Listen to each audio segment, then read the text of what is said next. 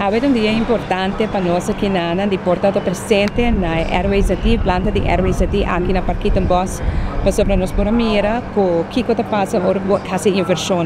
Nós a privatizar a planta aqui, a lei passa no parlamento e nós a transpassar facilidade na aqui que estava de governo, nós a transpassar para a companhia estatal AWSS para não por encargar na mês de fazer inversão necessária para se melhorar a planta.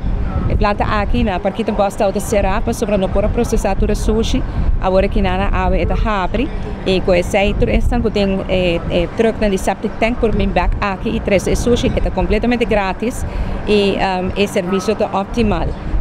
Máquinas de trabalho trópico para processar sushi não vai causar molestar e essa é a direção que nós queremos. Eu estou contente de mirar para o meu produto de privatização, normal tarda um pouco mais, mas eu estou contente de mirar essa aqui.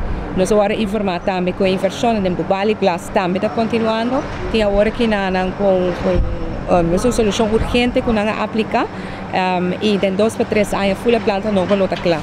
E com esse também a colônia do Bali Glass também está passo para passado. Esse é o primeiro passo e que nós para pôr a planta aqui traga e agora em adelante depois também só nós vamos mirar. De AWSS e com processamento de desperdício líquido com AWSS encarregado.